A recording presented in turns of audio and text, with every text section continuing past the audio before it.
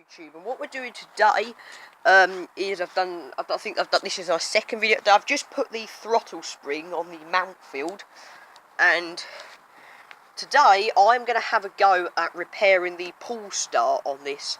Now I might clean it first. I think I'm going to clean this mower. I might not bother actually. I might just see if it runs, and if it runs I'll clean it. But as you know, the pull start is broken. It's completely fried off. So what we need to do is, obviously the end of it's gone round in here. We need to locate the end of it, pull it out, clamp it, cut the end of it, because obviously I don't suppose we'll be able to tie a knot if it's all frayed like that, which it probably is. Then tie the end, cut a clean knot, tie the end of this to the handle and untie all that lot. And then obviously it'll be shorter, but hopefully it'll be enough to start the engine. The tank will want cleaning. If I do fix the pull start and it's long enough, I will clean the tank out. You can't see in there. You might be able to, but you probably can't see in there. Yeah, it's got loads of crap and junk in there, like bits of old grass cuttings and stuff. And obviously, because at first I didn't care about this engine, I brought it home as a parts mower. I threw it on its side, both sides, to put the wheels on, put all the axle on. And obviously all the oil ran out of the engine. It's gone all through the air filter and all over the place. So if this mower does start, it is going to smoke, blue smoke, like, well, it's just going to cloud out the whole entire garden. I know it will. It will definitely smoke quite a lot of smoke if that thing goes. So let's get some spanners, take off the plastic covering. I think there's just that bolt there. Is it just that one there? But yeah, it's just that bolt there holding it on. Take off that plastic covering and get to work on the pull start. Okay, I like to use my dad's Kennedy socket set because you have to keep walking to and fro looking for spanners because it's all in there. That is a wheel nut for a car. Don't ask me why that's in there. So that's going to be really small.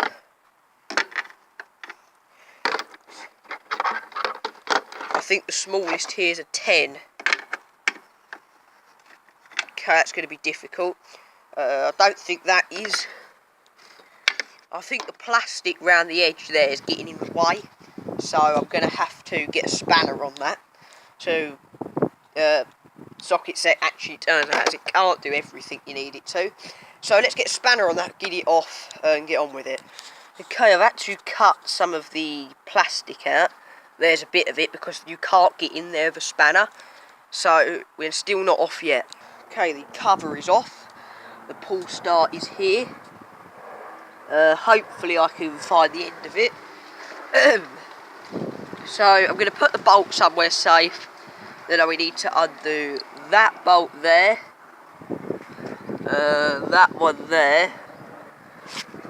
And that one there at the front. So 3 more bolts. I used to have a pull start that would have fitted this, but obviously I don't think we've got it anymore. In fact, I know we haven't. So we'll have to try and fix this one. Okay, as you can see, I used the tweezers. I've got the end of it. We've got the pull start. It looks fixable. It's just frayed and broke. So we're going to tie it. Obviously, we're going to cut it about there. That little fray won't matter. Hold on. Yeah, so we're going to cut it there. Untie this, so it's just going to be that. The length of this is how much shorter it's going to be, that's all. It won't particularly matter, I don't think. You could try tying it, but I don't know. Okay, my mum's just tied a knot in it because it doesn't seem to wind in any further than this. The rewind works. If I put my foot on it. So it works. We've tied a knot in it. There's a few. This is how the throttles work. This is a good time to explain. Basically, as the engine spins up, it forces the wind coming off of here. Am I zoomed in? The wind coming off of here forces this guard out, and obviously this is attached to the springs. So obviously, as it blows out, it revs it. It shuts it off. So obviously it's pulling it full throttle, but as soon as it fires up, it blows it out, and it sort of quickly comes to a sort of a level where it's sort of comfortable at, and that's how the throttle works. So the throttle does work on this lawnmower.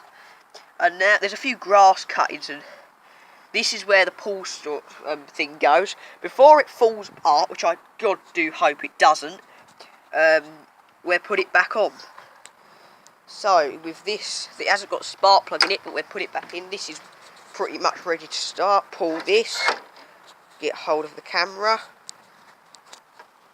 get hold of the pull cord.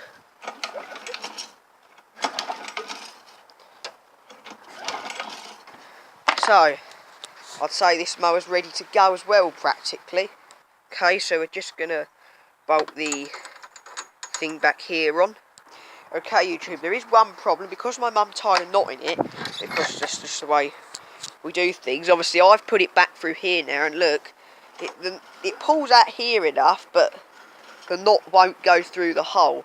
So, the way I'm going to solve that is I'm either probably not going to bother to use this at all, or I'm going to have to expand the hole so the knot goes through it. Like, put just one big thing on, but I probably won't bother, because it's just going to wear the knot out. So I think I'm going to unscrew it again, and then just use it as normal. Okay, so with that off, the obstacle doesn't go all the way in, for some reason. So, we're just going to have to use it by pulling this in, and then just grabbing hold of this, and then starting it. We'll just do it like that. But yeah, the blade isn't currently on the lawnmower, but I can't. All the bits are there to bolt it on. So now I know that it can be completely fixed. I'll put the bit of plastic back on. All we're going to need off of it, in fact, we might start this one. We might, but the fuel system needs cleaning.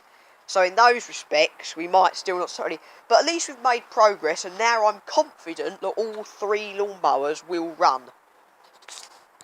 Okay, YouTube, we are done. Obviously, the air filter just sits on there like so. Obviously, you can screw the screw in.